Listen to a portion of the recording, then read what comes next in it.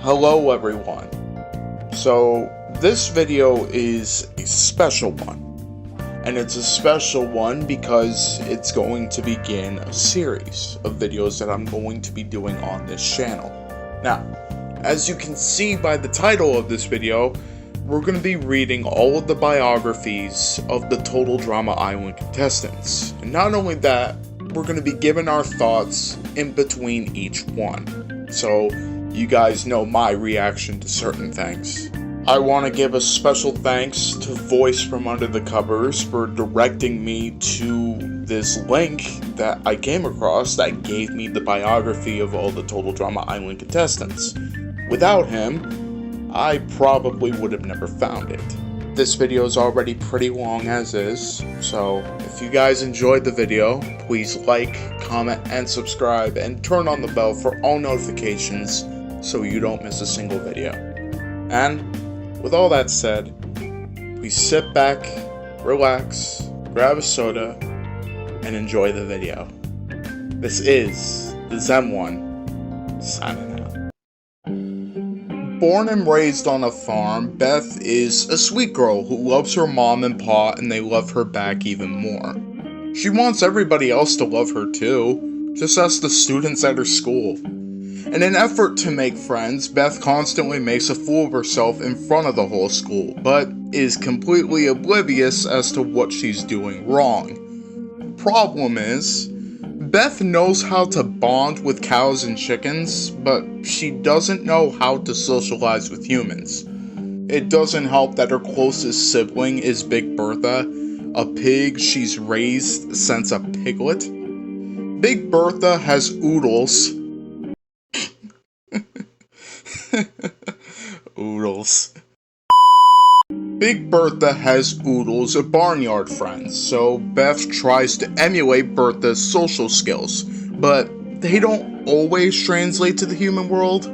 Where Beth does excel is the arts. She's bursting with creativity. She received the Art Achievement of the Year award for her full-scale replica of the Sphinx, made out of glue, elbow macaroni, and felt. When Beth isn't socializing or creating, she's crushing on someone. The boys at her school usually know she likes them because she'll follow them around like an orphaned puppy and make them poster-sized, homemade valentines with pictures of unicorns running down the beach. They try telling her that they're not interested, but that doesn't stop Tenacious B. She just thinks they're being shy. Okay, so there's a lot to unpack here. Now, initially I was considering doing a Total Drama Breaks People on Beth, but I went against it because if you really think about it, she was never really broken by the show. I mean, sure, she was manipulated by Heather for multiple episodes in the first season. She was represented as a horrible human being on multiple occasions, as well as cheating on her paid boyfriend Brady multiple times. And, oh yeah, she blew $1 million. It makes this clip so much funnier looking back. Only one will be left standing and will be rewarded with cheesy tabloid fame and a small fortune, which, let's face it, they'll probably blow in a week. As I said, I wouldn't really consider her to be broken by the show necessarily. I would just say that she's a socially awkward kid, and she falls in love too fast. Wait a minute, that kind of sounds like Rodney from Pocateo Island. I just want to say, if you pick me, I'll be leaving behind my special lady, Debbie. We haven't actually spoken yet, but the second we do, I know it's gonna be love. Yeah, Beth can do better. Bridget grew up in a small West Coast town, and it shows. She was surfing before she could walk, and when she walks, the other surfers can't help but to check her out. She may be as pretty as a daisy, but she's only coordinated on the waves. On land, she's kinda klutzy. She's been responsible for more than a few wipeouts on her surf team, and they were all on land. Luckily, she's also got a healing touch. Bridget's strongest attributes are her sense of humor and her creativity. She's a pretty laid-back, go-with-the-flow girl whose best friend is her mom. They both love flowers, crystals, and everything else that is a part of Mother Nature's beautiful bounty.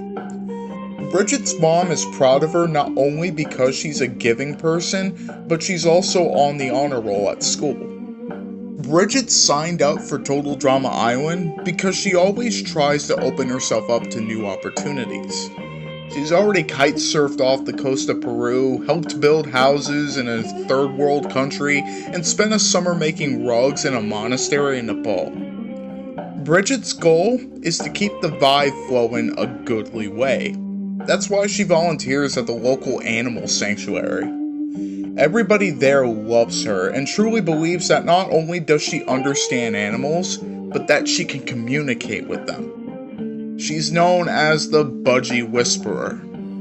Bridget hopes that her time on Total Drama Island will spread the message of body surfing and cosmic love to a larger audience. Yeah, there's really not a whole lot that I can add on to this because it's been showcased throughout the show that she's a klutz, especially in the first season. And I'm not surprised about her going to different locations just to help people out. That seems like something that Bridget would do. Also, in hindsight, you can say that she relatively came out of the show unscathed. I mean, there was that one time where she, kissed Alejandro on national television. It's international, Jeff. Total Drama is seen all over the world. Cody's an only child from the suburbs who's been spoiled all his life. While his ample allowance easily buys him every trend-setting, techno-gadget teen-savvy accessory required to be on the cutting edge of cool, he cannot buy the personality required to back it up. Despite spending most of his time in the local mall, since that's the best place to study teams in the throes of being cool, none of it's helped his cause. Unfortunately, Cody doesn't know any of this. He thinks of himself as the coolest kid in all the burbs, his words. At his prep school, Upper Crust College, he is considered pretty cool, but that's only in the select group of guys who belong to the Albert Einstein fan club, i.e. all geekier than Cody.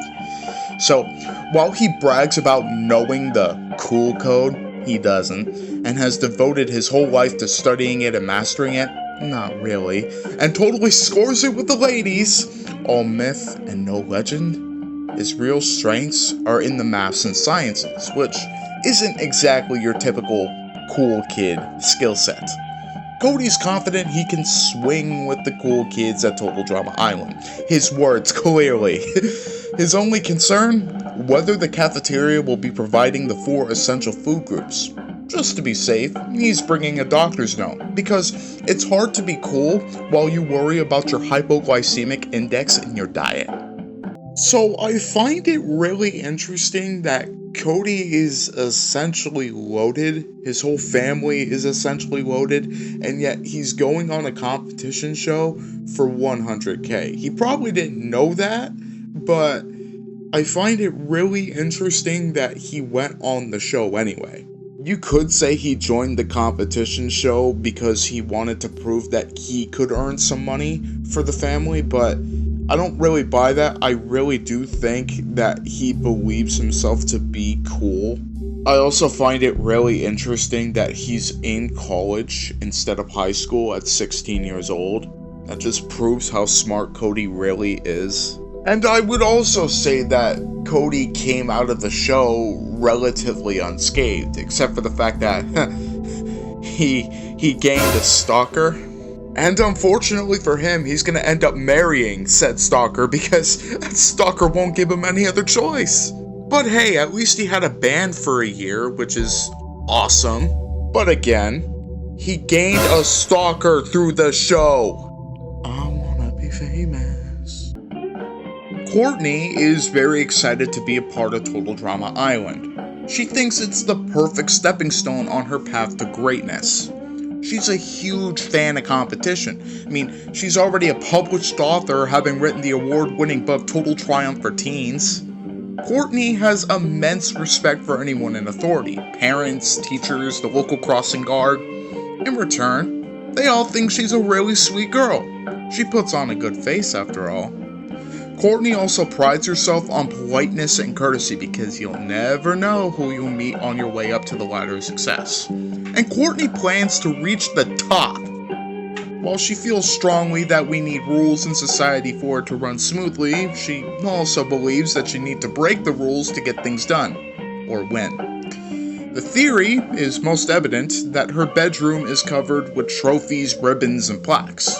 She has never lost anything in her life.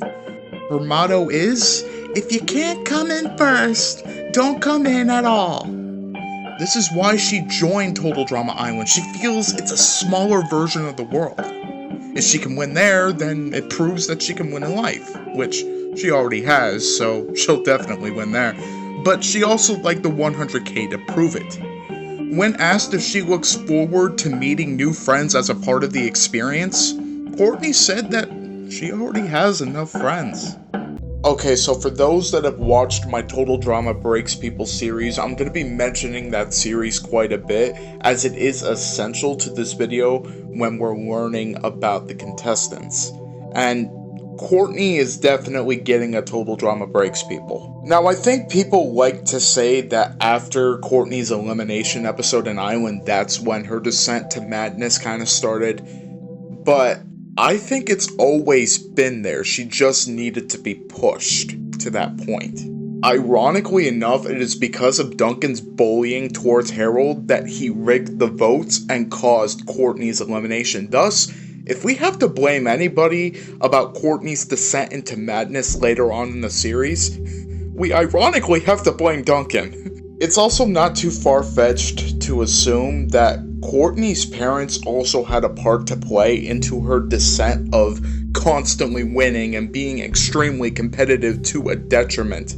So yes, while I do believe that Courtney's competitiveness and selfishness was always there, she just put on a good face for a few episodes, I think her parents are the leading cause as to why she is the way that she is. And that's kind of sad. DJ moved from Jamaica when he was 4 years old, but still has a lot of the island left in him. The most prominent is his chill islanditude. Yes, it legitimately says islanditude.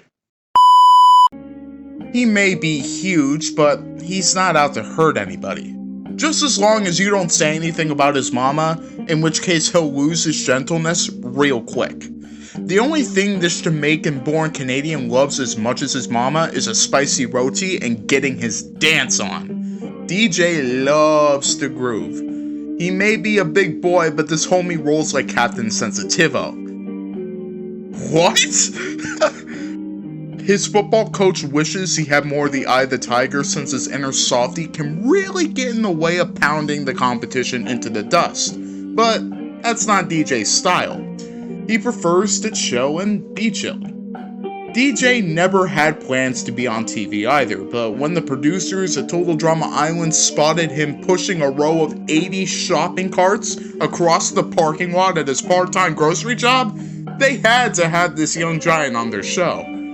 Now that he's on board, DJ wants to win the prize money so that he can fulfill his mama's wish and move back home to Jamaica. DJ is a good son. He's also a good friend, and the kind of guy you want on your team. Okay, first things first, that might be the greatest biography I've ever read in my entire life. That was hilarious. Now, if we're talking Island specifically, I wouldn't say that DJ was broken by the show. I mean, he was voted out kind of unfairly, but at the same time, it really didn't matter. But in later seasons of the show, I would indeed say that DJ was broken by it. I mean, an animal curse, where every time he touches an animal or he does something with an animal, the animal either ends up hurt or dead, is really, really scarring. DJ will get a Total Drama Breaks People, but imagine going from one of the nicest contestants that probably cared for the animals more than anybody else on that island to a guy that hurts or kills animals even when touching them. That's really sad. All of these are kind of sad. What if you just try petting that little billy goat? Hey there, little buddy.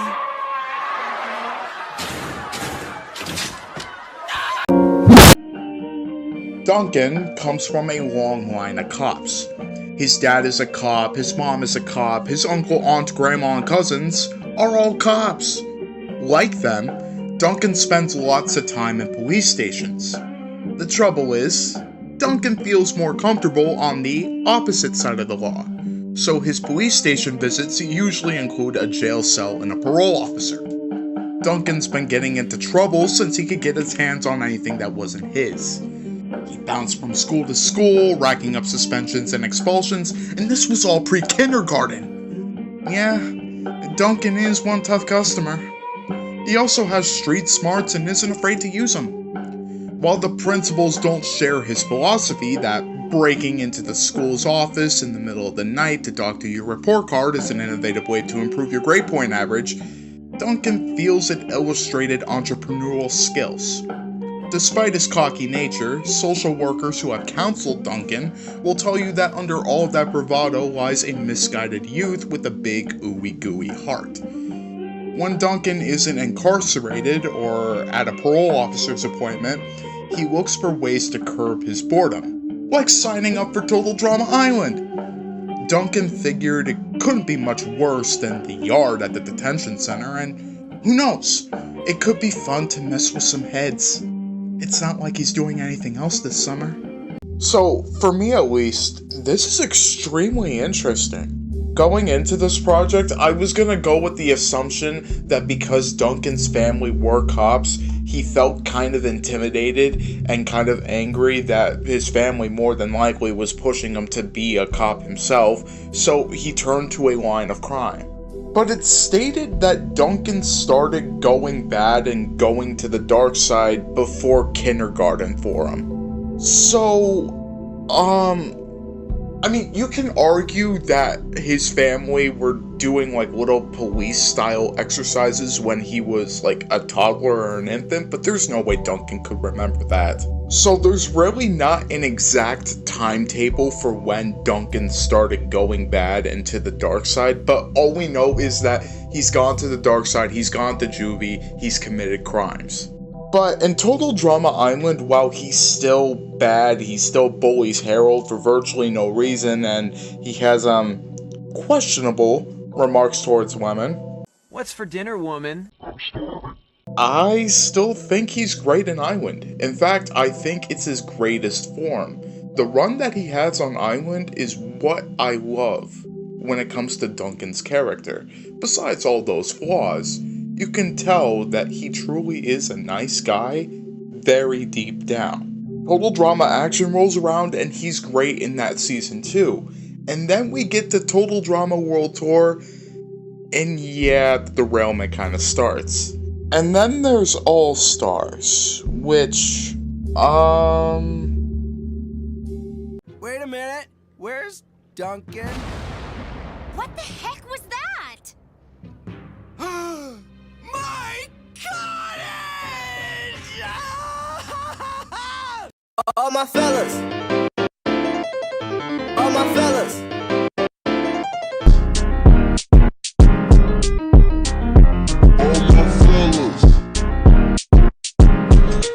I have a very unhealthy fixation with this show. But yeah, a petty criminal that has a whole family filled with cops and he wanted to stand out from them, so he turned to a life of crime, and then he came onto the show, experienced mental, emotional, and physical pain, and on top of it all, he blew up an important piece of property, which landed him in big boy jail, where he got a very scary looking roommate. Yeah, Duncan was kind of broken by the show, but more so emotionally than physically. Oh, we know. Eva moved from a small village in Europe when she was only 7 years old. The local kids were eager to pick on the new girl, but oh, they never stood a chance. Eva has been kickboxing since she was 3. She holds the world record for highest jumping roundhouse kick by a 5-year-old. She's also done stunts for a few action movies, including Undercover Youngster and Werewolf Teen. Although her stunt work keeps her busy, Eva's parents make sure that she still has time for school. She works hard at everything she does, but admits that sometimes her temper gets in the way. She has no time for phonies, posers, fakers, cheaters, and liars. If she spots one, you know she's gonna set them straight. Her gym teacher recalls one time when Eva, his all-star player of the field hockey team, caught the other team cheating during the playoffs. Until then, he'd never seen a person crush a puck with their bare hands and eat the goalie net. It's too bad, because he thinks Eva would make a good leader if she could control that temper of hers. Which is ironic, because her goal is to be a leader one day. Her heroes are Cleopatra, Catherine the Great, and the Black-Footed Mongoose. Eva joined Total Drama Island because she thinks it's the perfect opportunity to showcase her leadership skills and curb her temper. And if anybody doesn't think so, then maybe they'd like to step outside so she can rearrange their thinking for them. Eva, to me, has always been an interesting character. I really did think they were going to bring her back for another season, but that just was never in the cards. But with an archetype like a gym rat that gets angry easily and needs to go to anger management classes, there's not really much that you can do with that. Unless you give her a redemption arc, but in a sense, if you did that, that pretty much strips away her entire character.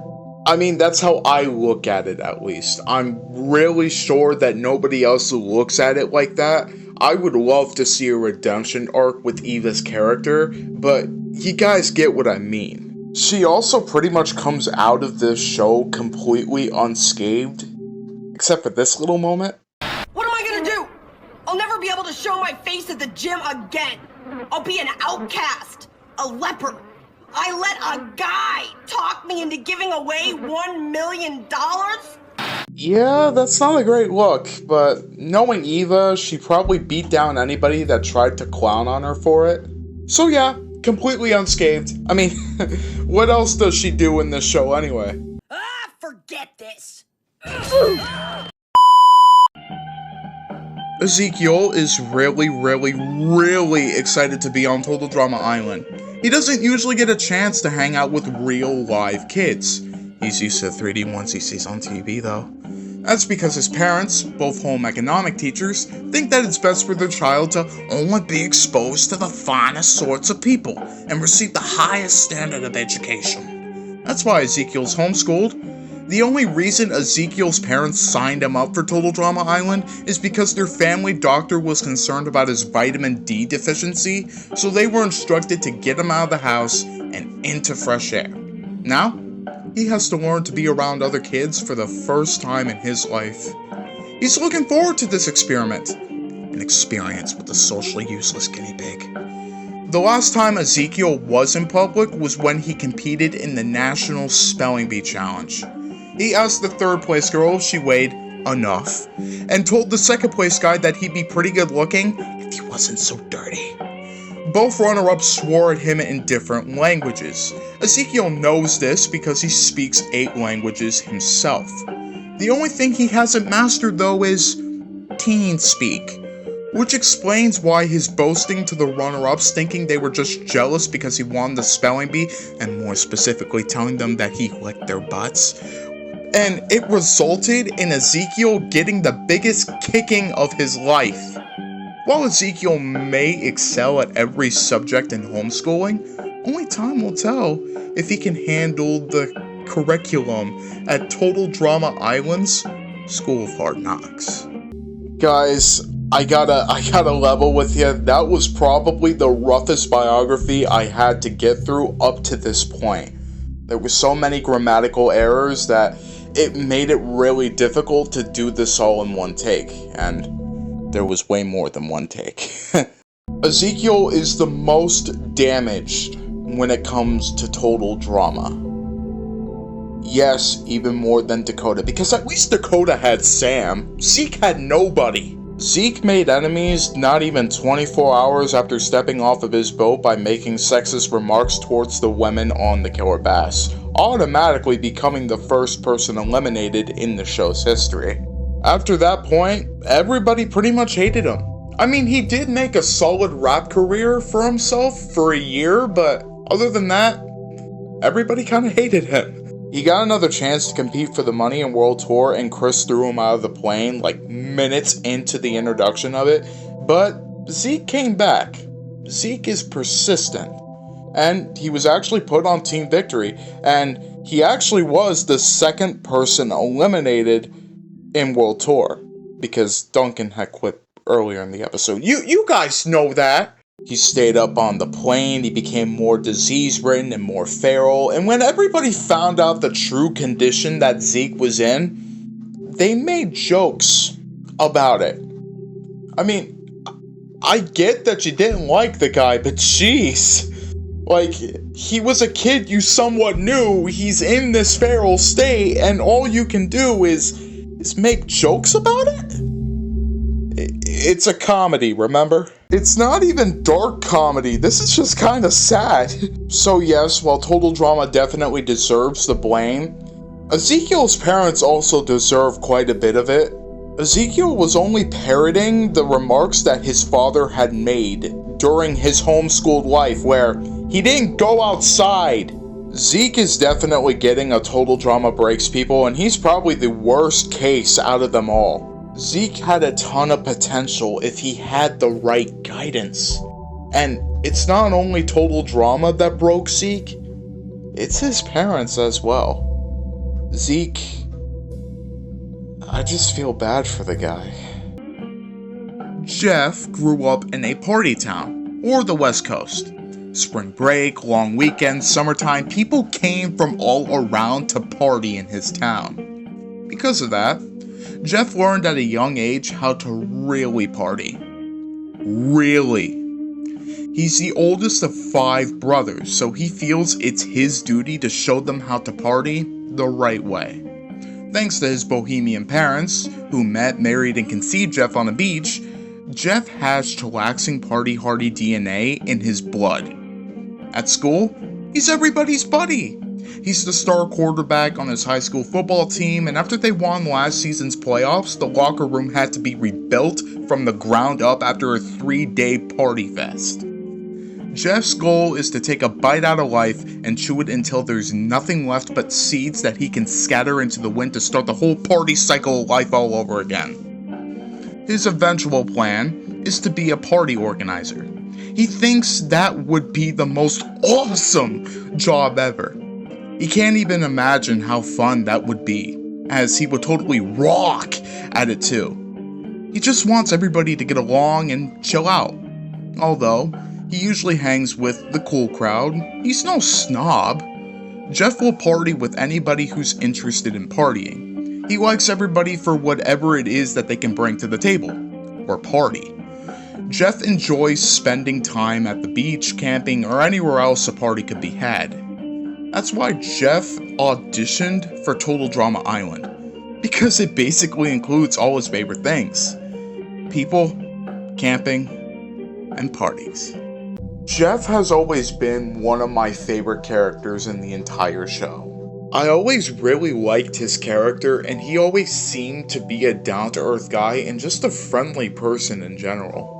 Except for the brief period of time where he joined in on Harold's bullying an island, but we're just gonna skip that part. He reminds me of a toned-down version of Z from the reboot series, just based on his chilled-out attitude and just his overall character. But, even if the creators and writers haven't confirmed this yet, can we all agree that Z definitely does shrooms?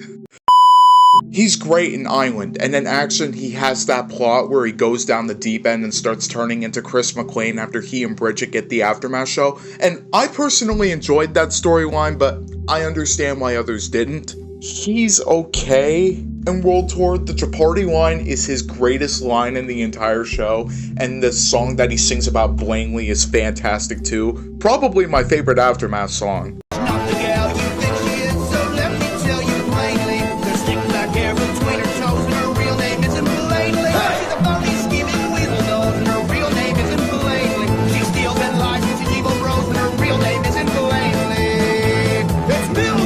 Jeff also comes out of the show relatively unscathed. If we're gonna talk about the spin-off Redonkulous Race, it's his best form, by far. He's dumbed down considerably, but it's his best form. I will be talking about his action plotline in a future video, but just know that Jeff is one cool party dude. Jamaica, they can't even. So unfair. Being the daughter of a single mom, Gwen was a latchkey kid who grew up taking care of her kid brother. That's cool with Gwen, because she likes helping out her mom and has tons of fun with her brother too. Like the time they put a bunch of beef bourguignon cubes into the community pool. I mean, at least the neighborhood dogs were happy with it. The only other thing that Gwen is passionate about is her art. She can lose herself in her sketch pad for hours, and her favorite hobby is going downtown on the weekends, and people do take notice. She's been told she's talented and hopes to make a career out of it one day. Gwen's the loner of her school, by choice. She doesn't need to hang out with a bunch of dorks just to feel better about herself, and the last thing she'd do is follow a trend. Maybe a trend, but never a trend. Wink wink. In fact, she wishes she never auditioned for Total Drama Island in the first place. She did it on a dare to humor her brother because she never thought they'd pick her.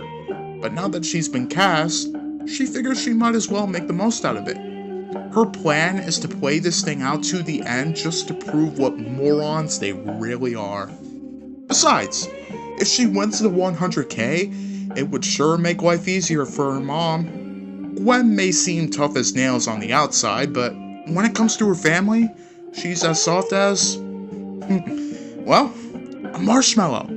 Okay, so I'm not going to spend too much time talking about Gwen here because Voice from Under the Covers and myself did a video pretty much explaining how Total Drama broke Gwen emotionally on the show. The one thing I will take away from this though is Gwen's father. In the very first sentence of the bio, it pretty much states that Gwen's mother had to raise Gwen and her brother all on her own. Gwen had to do a lot of growing up very early on in her childhood. This, I feel, pretty much explains that besides her brother, Gwen has a very complicated relationship with, men. But, by that same token, Duncan has a complicated relationship with women. Aww, they both have issues with the opposite sexes! Do people really think Duncan and Gwen were a perfect match? I'm getting sidetracked here. But yeah, imagine getting your dirty laundry aired out multiple times on international television. All she wanted to do was go to art school, guys. Thanks a lot, Heather. Told that he would never walk again due to a bad allergic reaction to gummy slugs, Harold's a survivor. He has no problem with other gummy products though. He has earned the most badges of any kid at Possum Scouts. That includes one for fire building and troll wrestling. Okay, he made that one up. He has an older brother and a kid sister, and both of them think he's kind of weird. He's okay with that. He thinks being weird is a badge of honor. Actually, he embroidered his own badge for weirdness. At least he's not some lemming like everybody else. His classmates call him dorky, but he's confident that won't be the case in Total Drama Island. Hidden in that bike rack that he calls a body, he's got some unexpected wicked skills that will come in very handy in the woods. His love of medieval fantasy literature and intense scout training makes him the guy to have on your team. Harold believes in believing in yourself. No matter what people say about you or what they're throwing at you, you've gotta stay strong. His big brother calls him an over-exaggerating melodramatic threat bucket, but that's his opinion. Although there was that one time he stubbed his toe and waited in the emergency room for 13 hours until a doctor finally told him that he wouldn't have to amputate it. But since he is pure of heart and strong of will, this noble warrior will go far. He has to, because he's already embroidered a badge that says so. Harold, the man, the myth, the legend. All this really tells me about Harold is that no matter what, he's always going to be himself. Harold is pretty much immune to embarrassment. Whatever life throws at him most of the time, he's going to overcome it. Except... Get on with it, Doris.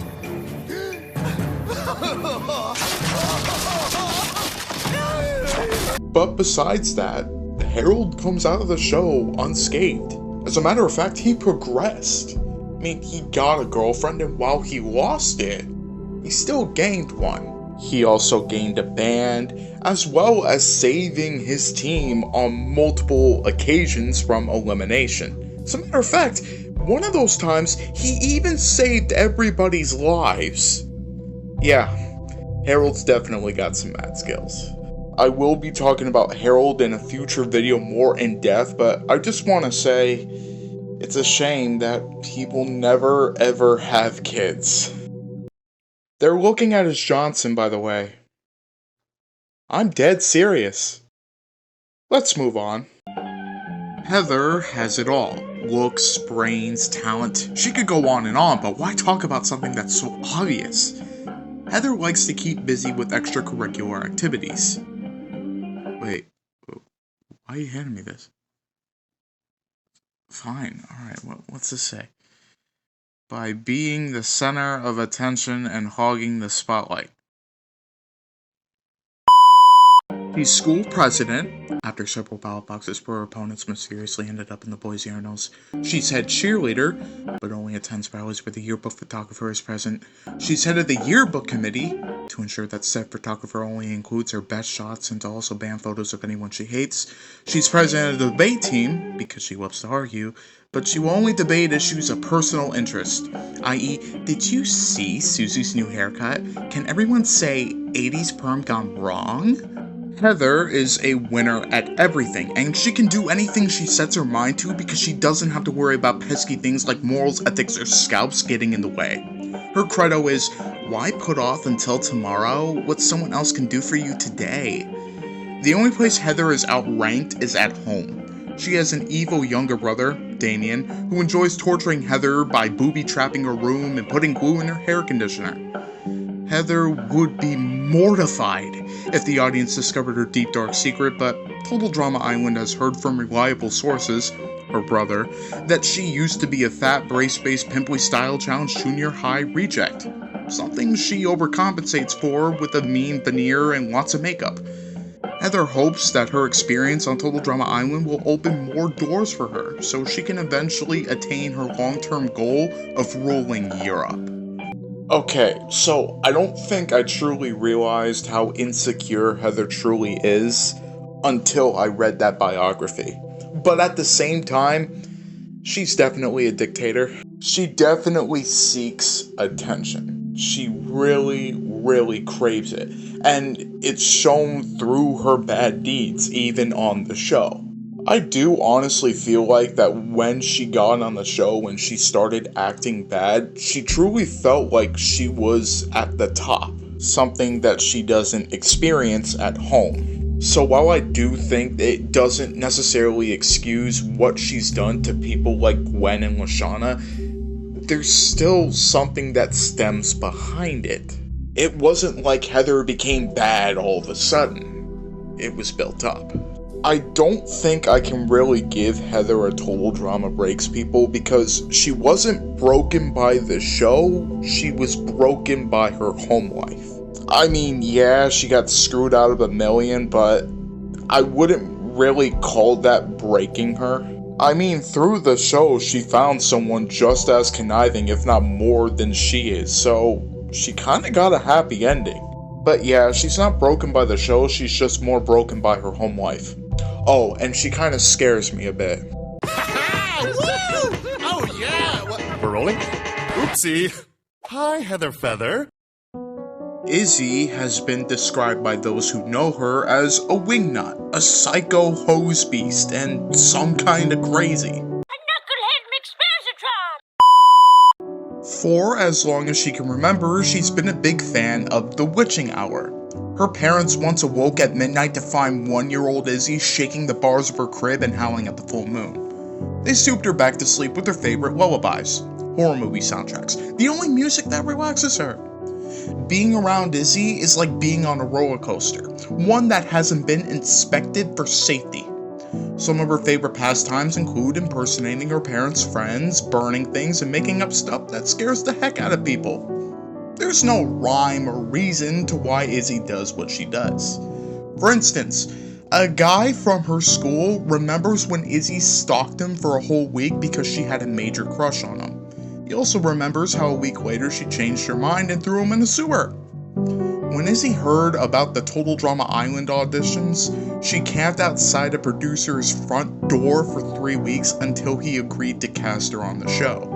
She now has a restraining order against her, and she can't come within 2 miles of his house. Izzy is willing to do whatever it takes to survive 8 weeks of camp and is definitely one to watch. She'll definitely make the highlight reel. So, I think we can all agree that Izzy is very, very scary. Now, if you guys watched BH Ultra's video on the whole Izzy isn't crazy conspiracy theory, great video by the way, he pretty much states that Izzy is pretending to be crazy, for the most part, to stir the pot that is Total Drama, get up to a producer's role, get up to even a host role, etc, etc. Now, I do believe a majority of this theory, but this biography kind of puts a bit of it into question. Unlike Heather, where I think her meanness was built up, Izzy's craziness has always been there. I don't think she just started acting crazy on the show, I just think she's legitimately always been crazy. I mean, imagine if you're 1 year old, you're shaking the bars of your crib, and the only way to calm you down for your parents is for them to sing horror movie soundtracks. That's not normal. But beyond that, Izzy wasn't broken by the show. As a matter of fact, she got a movie career for a year out of it, so I think she prospered because of the show. Her relationship with Chef is pretty weird, though.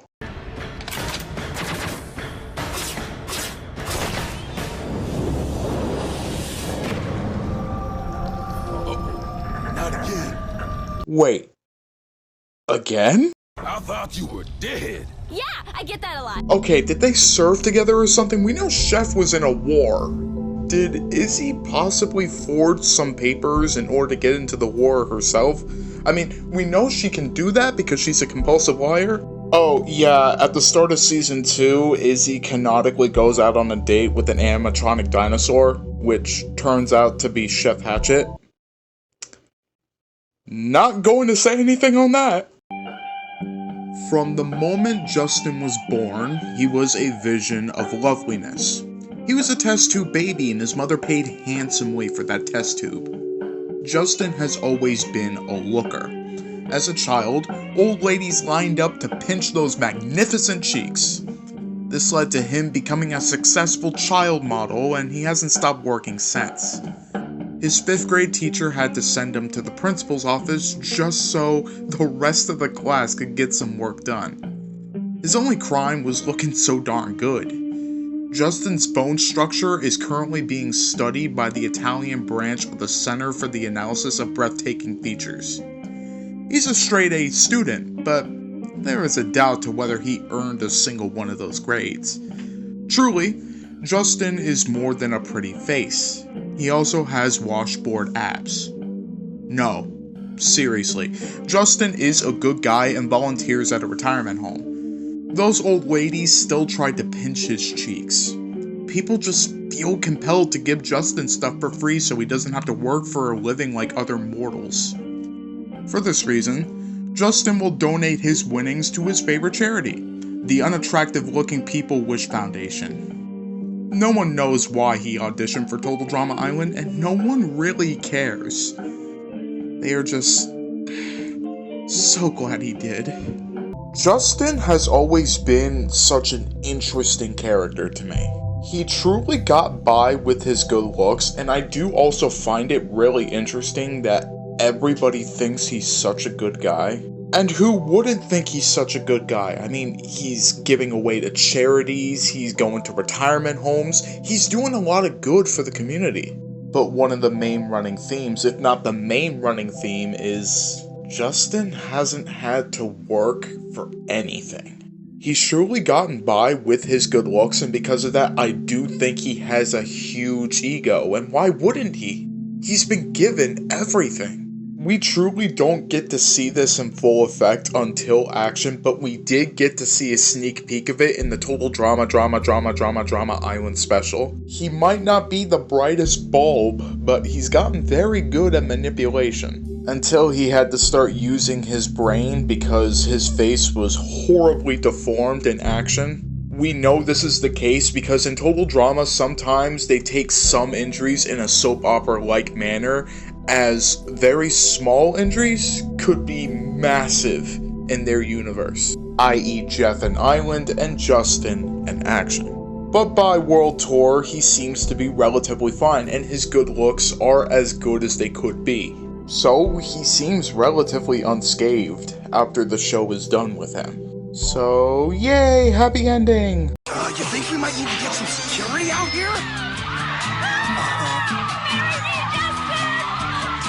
Alright. You tripping, bruh. You tripping! Katie was raised in the small town of Twig Harbor. See Sadie's bio. Actually, you know what? If you want to know anything about Katie, just see Sadie's bio. They know absolutely everything about each other, and why not? They're practically the same person.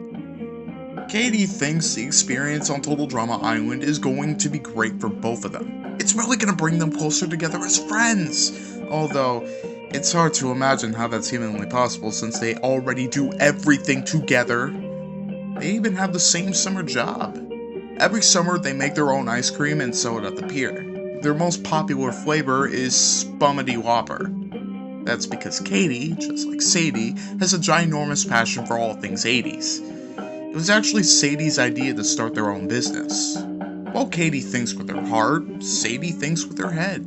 Together, they complete each other. If Katie starts a sentence, Sadie is sure to finish. They love all the same things, including each other. Katie loves to sew and make all of their outfits from scratch. That's right, she sews Sadie's clothes too. Duh, how else could they match? Katie and her best pal Sadie love to stay positive and are too busy being creative to let anything bother them. And thank goodness, because if it did, their sweet little hearts couldn't take it.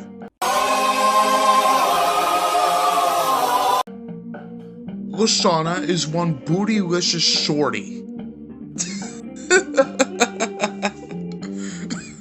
She is large and in charge, and everybody else might as well pack it up and go home, cause she came to win. Oh hey, she said that in the first episode, cool! She is as street smart as they come, but put her in the woods and the girl is like a fish out of water. Back home, she can often be found strutting the halls at her school, rolling with her girlfriends, and giving anyone who throws attitude her way all kinds of trouble. While most know better than to be getting all up in her business, there's always some clown who didn't get the memo. What Lashana lacks in social graces, she more than makes up for in community service. She's a natural-born leader, so she's always on the lookout for troubled teens, which is why she volunteers 3 times a week at the community center. To them, Lashana's like a big sister. It's a role she enjoys since she wants to make sure they stay out of trouble and off the streets. And like her high school homies, her surrogate siblings learned pretty quick that they can't pull one over on their big sister. When one of them used her do-rag as a dish rag, Lashana taught him the valuable lesson of how to check himself before he wrecked himself. But underneath all that attitude lurks a heart of gold, which is why Lashana auditioned for Total Drama Island. She wanted to be a role model for kids on the street and show that anybody can win if they give it their all. Trouble is, there ain't no street in the wilderness, just lots of trees and tons of mosquitoes. But Lashana is excited to see how she'll go from the hood to the wood. And hey, now that she's here to win, y'all. Lashana would just like to say that she represents and she's not about to go home early. Oh, Lashana. Lashana. Such a great character. Her helping out troubled teens in the community center seems very on brand for Lashana's character. They carried over her no-nonsense attitude in Island, but I think I actually prefer her arc in Action. I mean, yeah, she stayed in the game way longer in Island, but I actually like what they did with Lashana's character. They actually gave her a plot line. Beyond that, I don't really have too much to say in terms of Lashana's character. In World Tour, they used her as a fodder character to strengthen Alejandro's villain arc, but that's really it. I really don't think she was broken by the show. I mean, she was eliminated extremely unfairly in Island, but that's really it. I do actually have plans on making a video about this elimination someday in the future, so keep on the lookout for that. But to end this off, I have one simple question to ask. Who doesn't love La Bamba?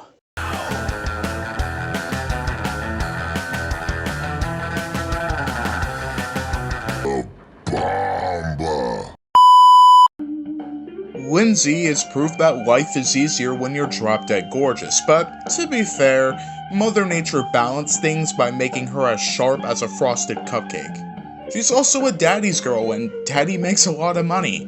When he's not spending time taking care of his vintage Ferrari, he lavishes his little chipmunk with whatever her heart desires. Lindsay's Sweet 16 party costs more than your house. Lindsay doesn't have much in the way of plans for her future either. She just wants to spend all of her waking hours prettying herself up for any cute guy who's willing to give her all of his attention. Her hobbies include pripping, preening, plucking, and posing in any nearby mirror to make sure she's still stunning. Lindsay also loves to chat on the phone, online, or to whoever will listen. Generally speaking, anybody that isn't too demanding for her brain. Lindsay is surprisingly athletic, MVP on her high school gymnastics teams, and she looks so cute in that outfit. Her teammates have to admit that Lindsay's not just pretty, she's pretty nice too, like a can of soda, sugary sweet and effervescent. Because of this, her mother fears Lindsay will be taken advantage of by stronger personalities. Usually, Lindsay doesn't like things like work or dirt or working in the dirt, but when she found out about the auditions for Total Drama Island, she couldn't resist being on TV so that her gorgeousness could be shared with millions of people. If nothing else, Lindsay is generous. So that biography was really interesting, but also not that surprising. One of the most interesting details in there was the fact that Lindsay's mom was initially concerned that she would be taken advantage of by stronger competitors. She was right. Oh, sorry, she was right twice. Oh, wait, she was right 3 times. And one of those times, she couldn't even remember her boyfriend's name.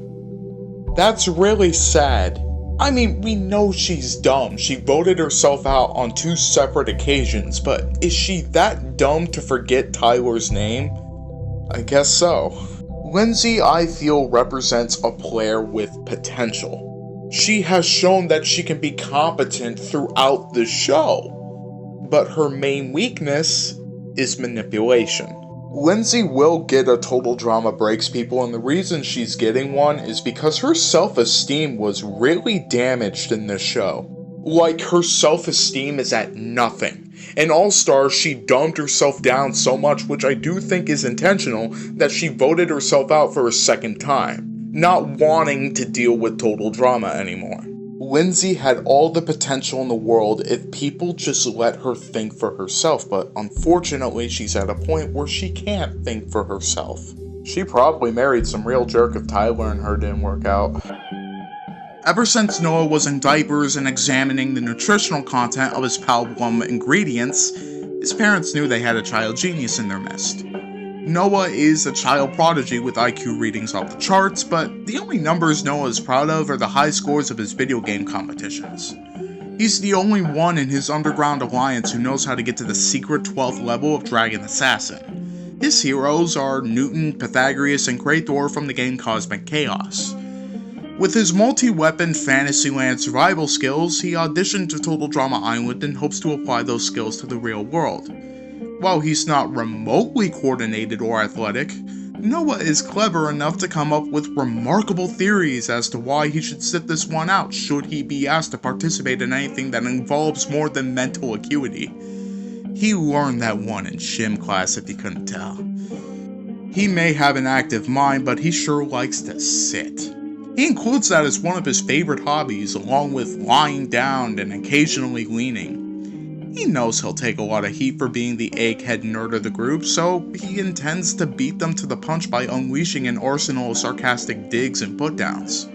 He's got a sharp mind and plans on doing a lot of cutting.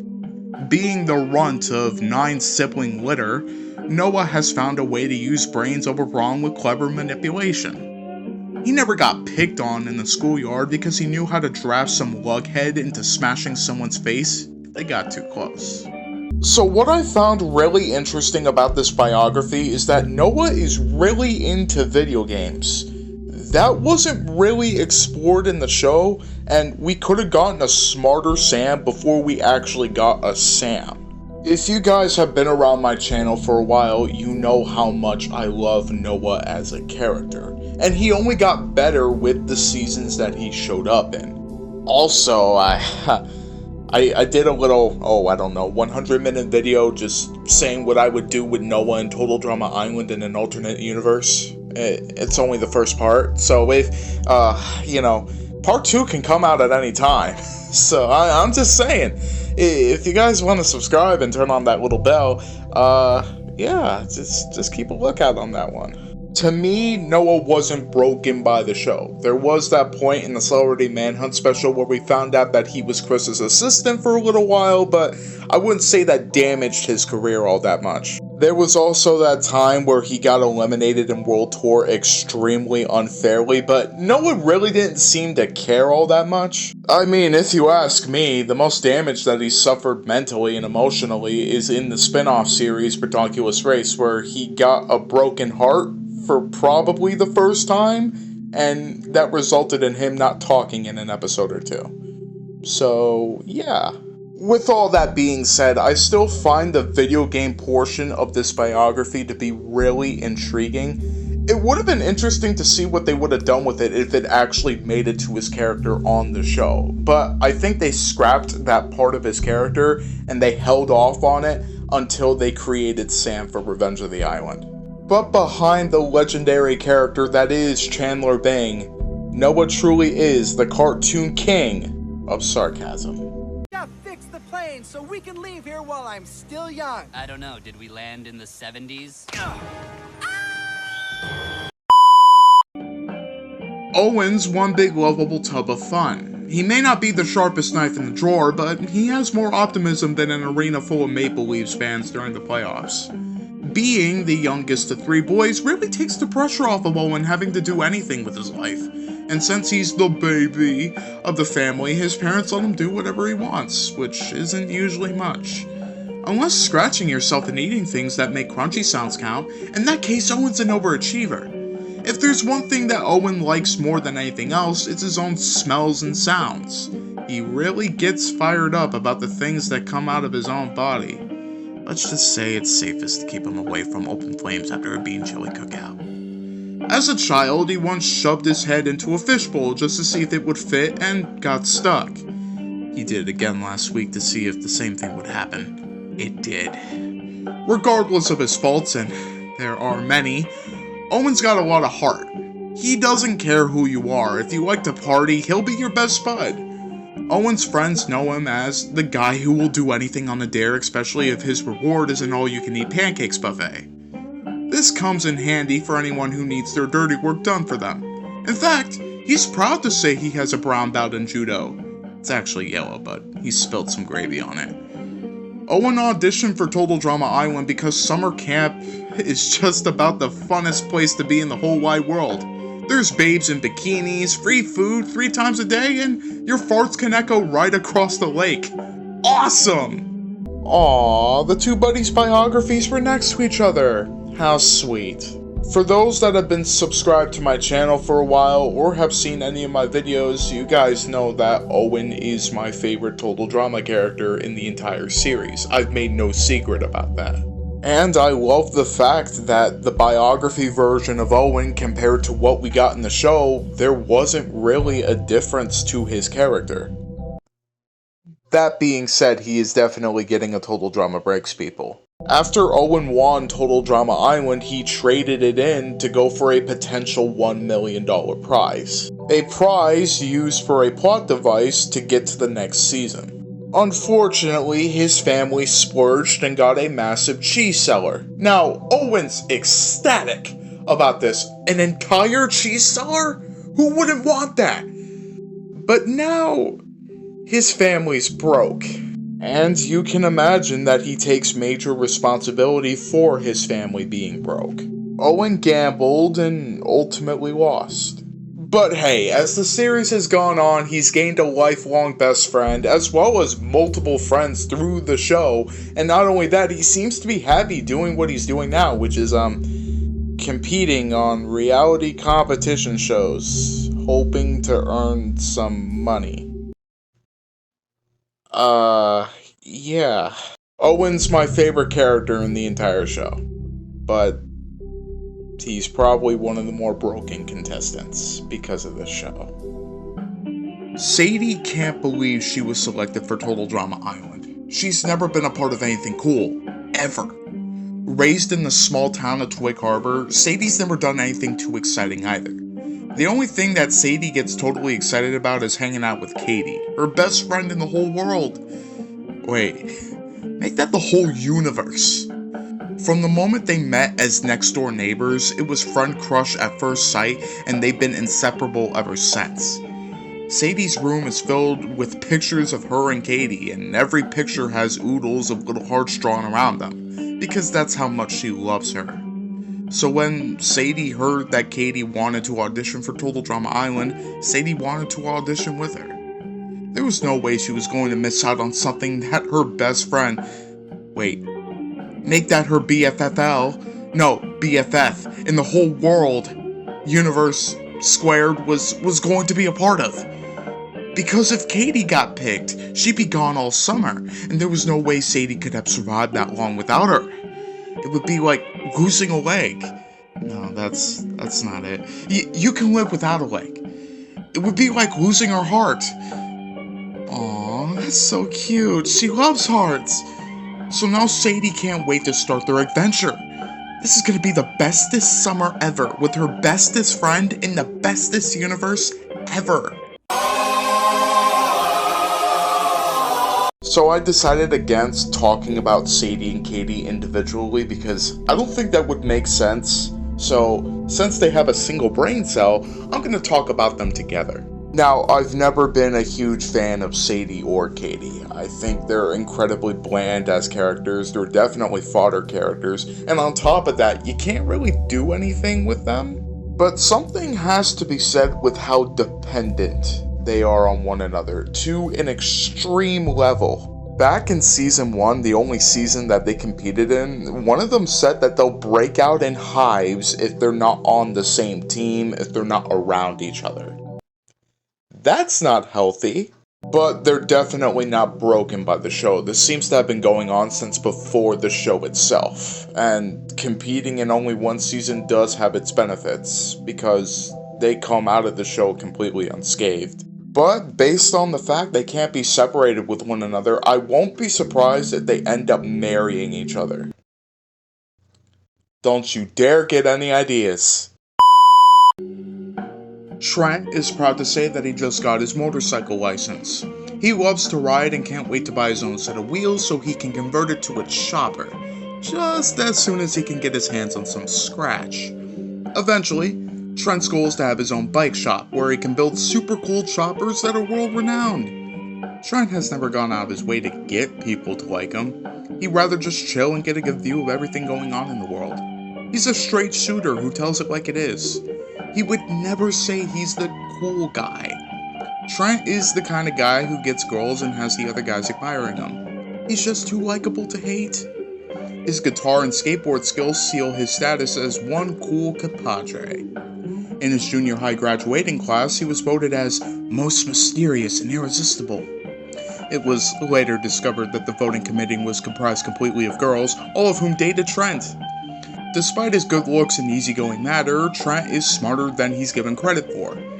Though his grades don't reflect it, his IQ is well above anybody's expectations, including his own. His dad wished he would follow in his footsteps and become an accountant, to which Trent has 4 words: not in this lifetime.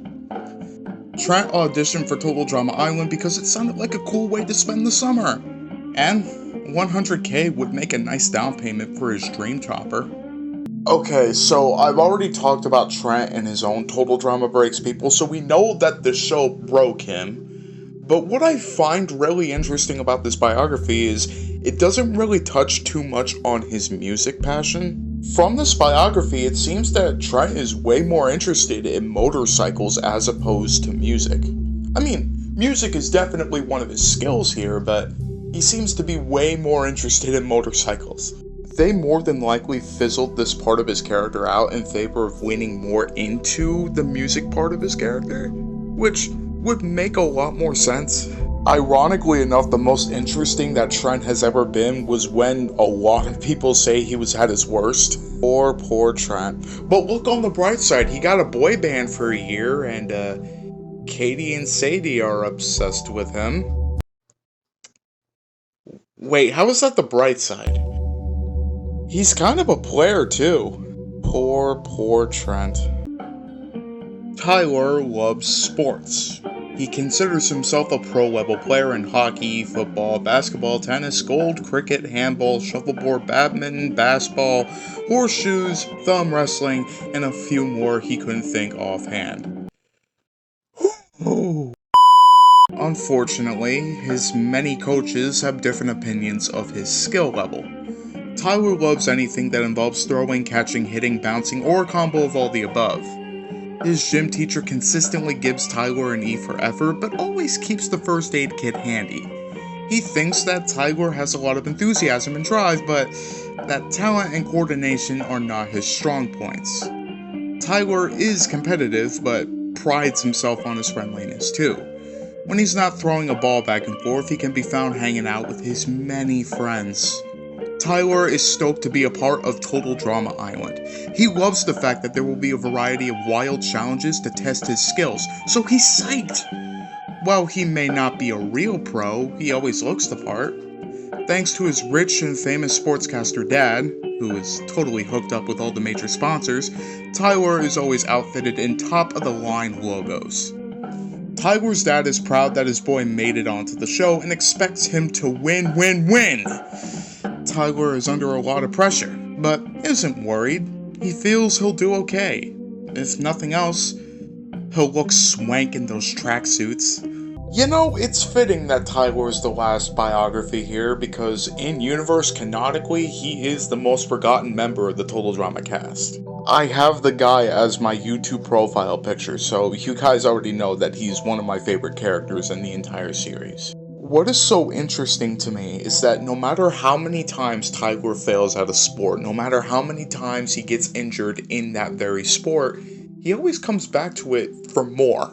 He doesn't give up, and that's kind of inspirational. It also doesn't surprise me that Tyler has a lot of friends because he's such a nice guy. But I do think some keep him around because he makes them laugh, which can be a good thing and a bad thing. Tyler has been injured multiple times throughout the show, and yet he always comes back, so in that sense, I don't think Total Drama's broken him at all, especially considering the fact that this was all happening before the show. Tyler may get injured a lot, he may not be the brightest bulb of the bunch, but you can't say that he doesn't have a lovable personality. Let's hope that something worked out for him. Let's hope that he finally succeeded in something that he originally failed in. Oh man, I'm so glad that's done. Thank you all so very much for sticking with the channel through the month that I haven't posted as of this recording. This video took way longer than it needed to. I had some stuff going down in the middle of it. There were times where I couldn't film or record or do anything, so I'm very, very happy that the video got out today. So As I've said before, I don't know when the next video is going to be coming out. Just bear with me. I got some ideas, actually. I got a ton of ideas, but just be prepared for the next video. Thank you all for sticking with me through this entire video. If you've watched the whole video, you guys are awesome. Make sure to like, comment, and subscribe. Turn on the bell for all notifications so you don't miss a single video. And until next time, this is the Zen1 signing out.